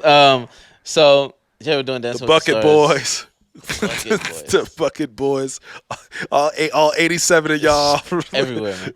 The Bucket Boy, I ain't seen him as much. Like, I know it's the winter, but like, Them niggas got old. Yeah, man, it's crazy. They ran out of recruiting. And people, you know, The Bucket Boys would have 5 events at the same time in 5 different arenas. I'm like, them ain't the damn Bucket Boys. One of them niggas 32. yeah, it's different when you got gray hair. You a bucket dad. Yeah, bro. like yo, it's not the same when you got gray hair playing. Yeah, on my like, nigga. shit, What? it's not- Swole as fuck. Yeah, it's not the same. That shit funny as fuck, man. Shout out to Bucket Boys, though. Shit, man. Y'all keep clanking, no matter how cold it is outside. Y'all niggas in the rain and snow. Shit was- You got a dollar? You petty, bro. I fuck with the Bucket Boys, man. I give them $1, so that's why I just never have cash. This is different, man. You don't tip the Bucket Boys? I don't have cash.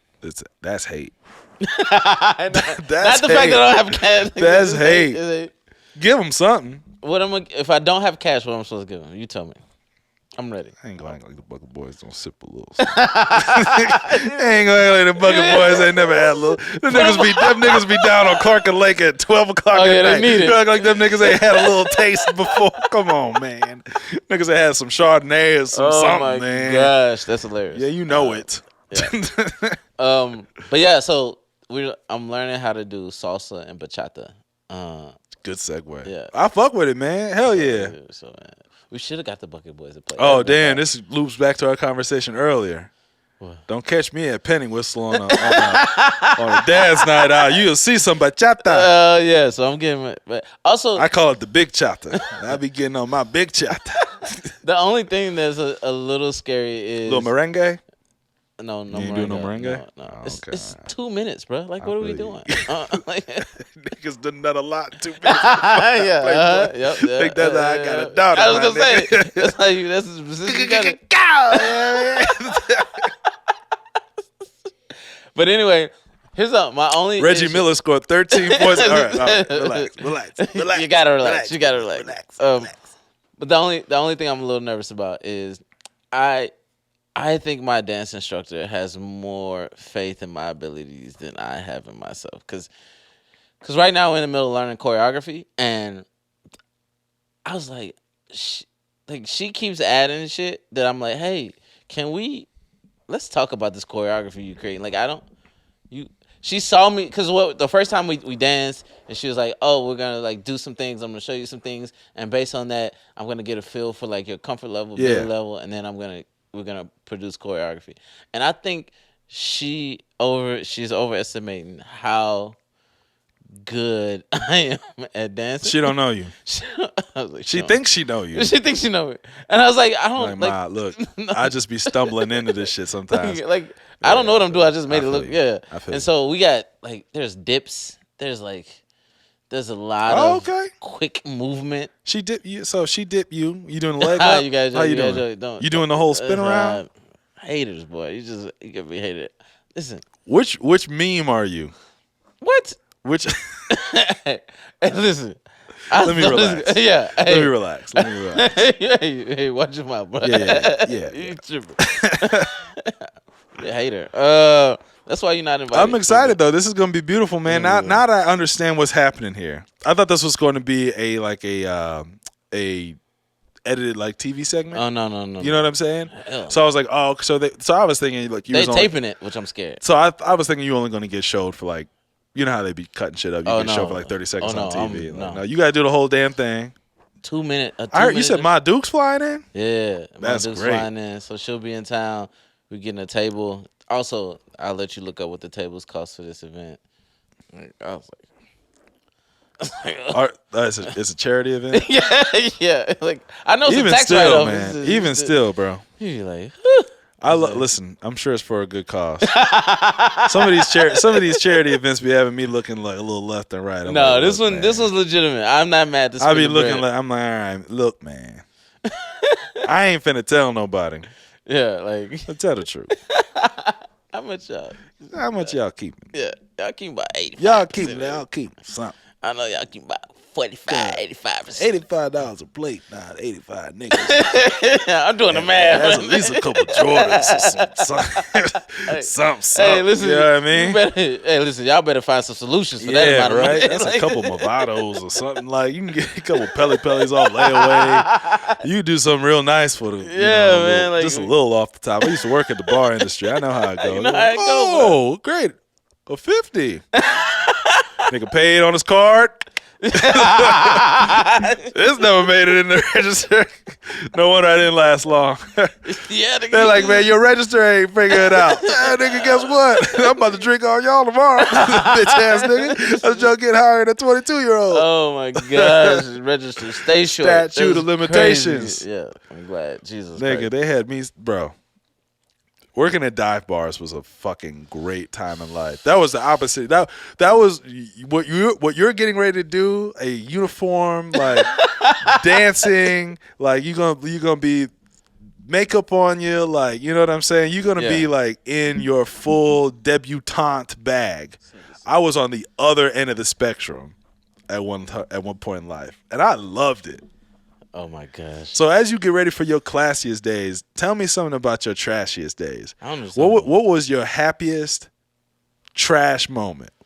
Like, What was the moment? Think about this. The moment where you were the happiest, when you're like, but that was so trash. But I was pumped about that. I'll shit. tell you. Probably some of my favorite times being in the industry is I was working at this restaurant called Lavoie's while I was in college, and it was the great part is like during the summers. Like there's this beautiful window where summers are fairly busy.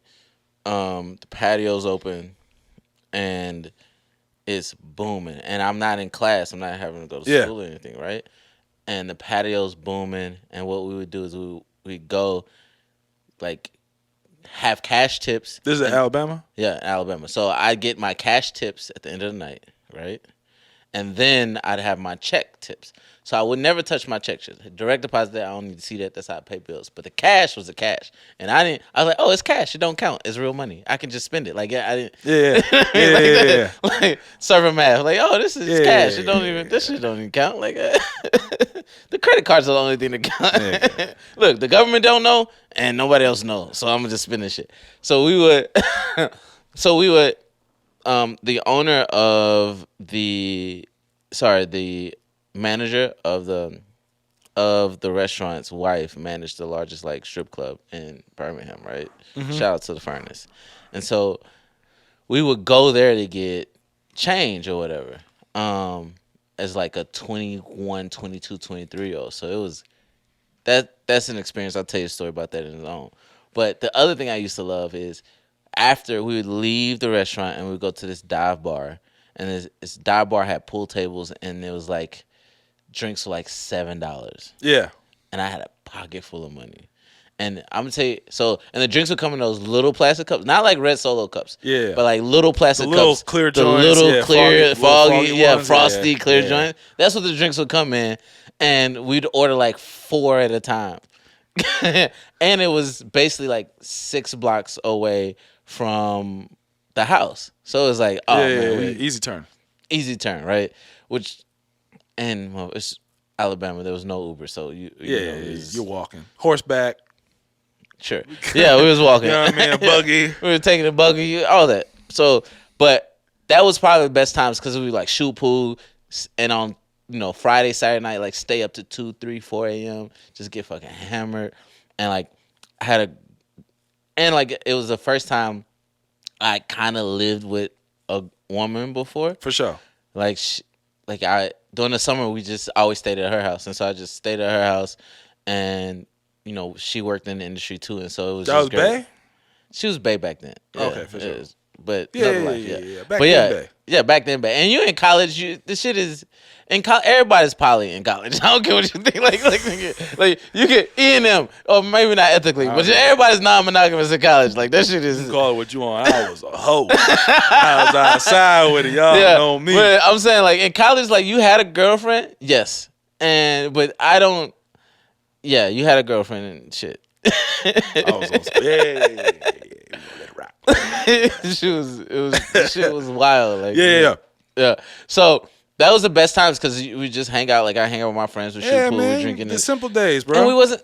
We was spending everything we made. Like we didn't care. Like yeah, we bro. no, In the middle of the corn stacks. You know what I mean? Had a goddamn cow out back. lit, Bertha, bro. we called her. Oh my you know gosh. what I mean? Oh, Pigs and slot right out front. Where you from again? Not too Milwaukee? much happening outside. Yeah. It was from Milwaukee, bro. You know what I was on. Knocking them back. Just drunk as a motherfucker. That shit was great, man. Drunk and loud, man. That's what we be on. You was at the show. You know how we get down. Niggas just drunk and loud. That shit was lit. Hey, man, Milwaukee one of the only cities where you could just say some shit. Old black man, but hell yeah. You're like, what the hell? You're like, nigga, what? Like, what are we doing? Like nigga, this ain't even the crowd to participation part. He said, all right, so we're going to get on to our next one. Hell yeah! Like, wait a minute, nigga. Wait till I ask you the thing. Yeah, he was a little excited. No, that's... What about yours? What was your, like... Oh, man, my happiest trash days. Man,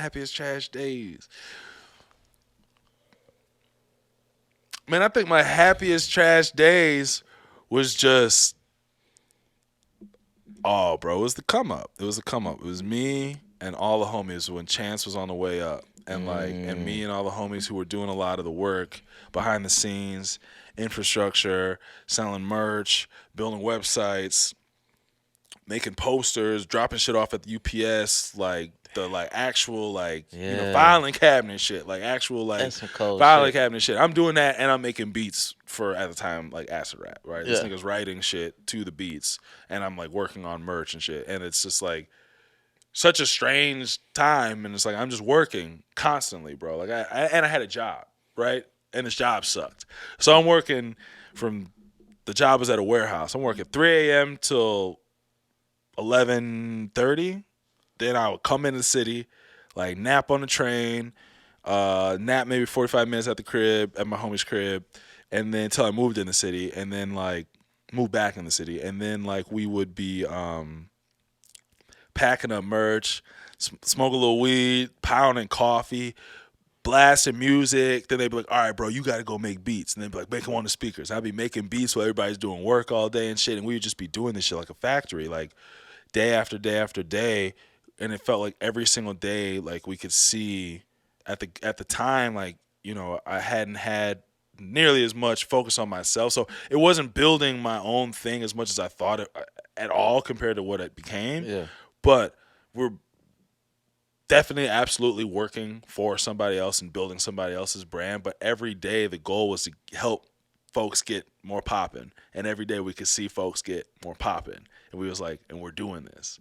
And so like, I was just so happy, and then, you know, I get an email back and it would be him freestyling on one of the tracks. Or it'd be like, oh yeah, we just played, you know, this new demo we did on your track for L.A. Reid.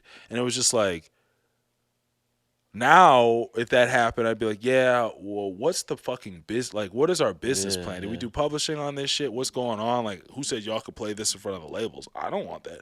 Like, we need to have the paperwork figured out before you playing it in front of labels. All of these different things will pop into my head now. It's so much more complicated, and I'm so much more on my shit and protected and understand the game.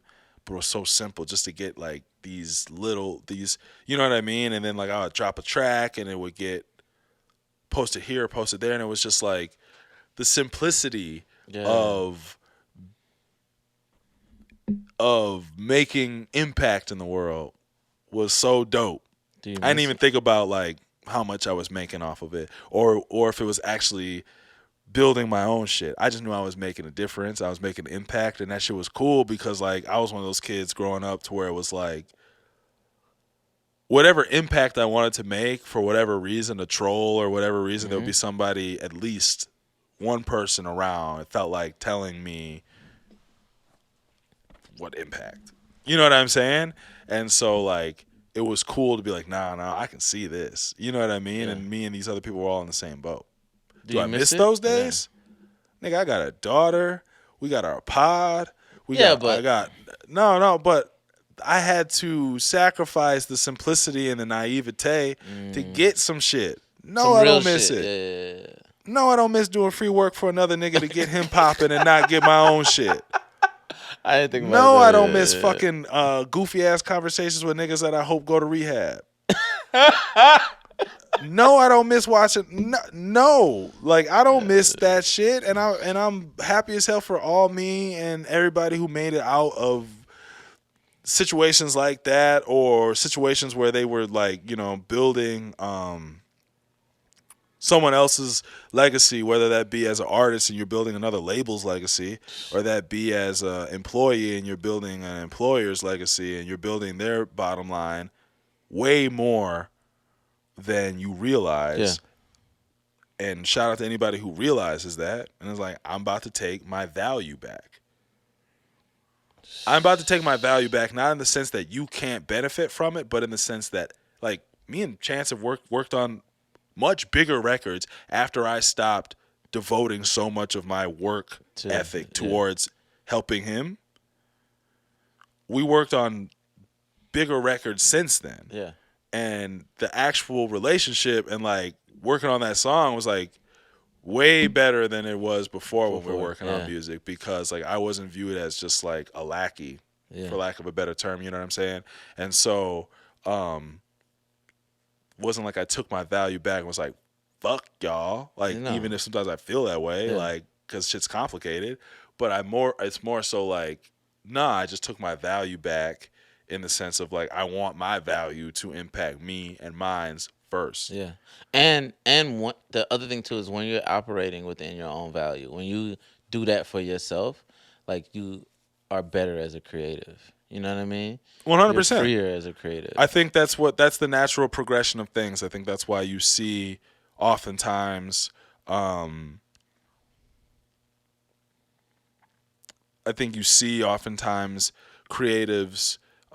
starting their own ventures like at later stages in their career, right? Like and it's frowned upon early because like oftentimes you got to go through, you have to create the value and then be able to identify it. And one of the ways you identify your value is by realizing what you're not getting.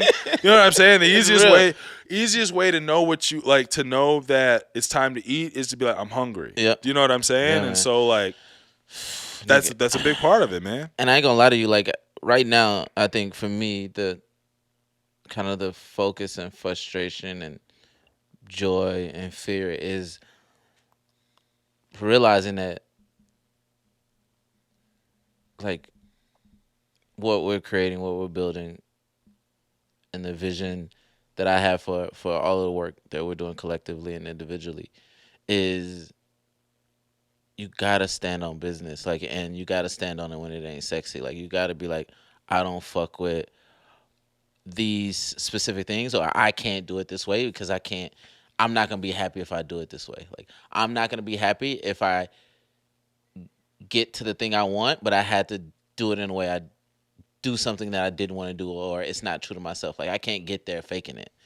You know 100%, man. And You so gotta find that truth. You know what I mean? And living in that, you can live with yourself after that. Yeah, and I think you create better art. One of the ways you find that truth is by asking those questions, man. Everything we've been talking about, like it's really important to ask those questions. Like, how can I do the next thing? Right? We're talking about Black History Month. It's like, how can I do the next thing? Yeah. Right? How can I expand on this? This can't be a novelty. How do I expand on it? Like, UMG is parlaying the questions from the artists into their questions with TikTok, but your questions as an artist should be for everybody. Yeah. It ain't just us.